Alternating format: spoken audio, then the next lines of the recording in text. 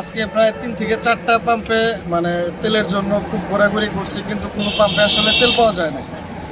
Even যদি কোনো পাম্পে তেল পাওয়া যায়, সেক্ষেত্রে দেখা যাচ্ছে যে আপনার 3 ঘন্টা 4 ঘন্টা, অনেক সময় থেকে বেশি সময় স্পেন্ড করা লাগে।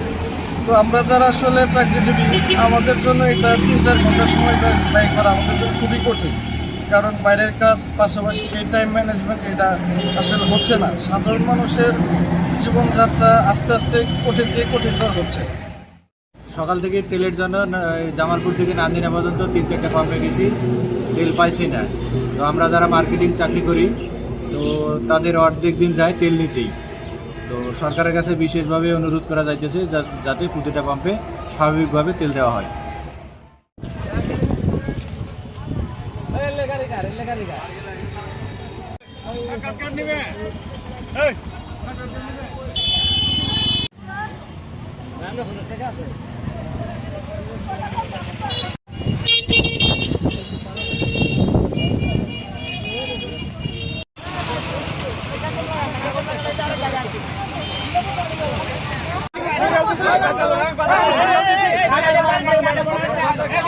মানবতা চাইছি আর আপনি মানবতা ঠিক করতেছে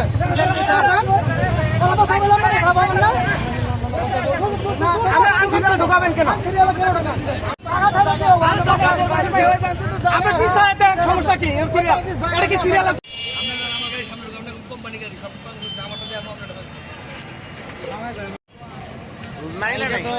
শেষ হয়ে গেছিল।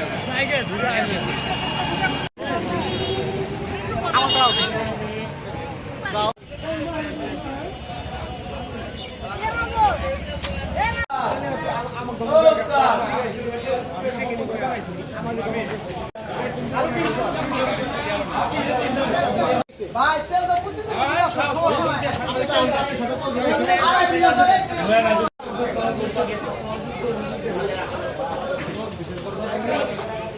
আপনার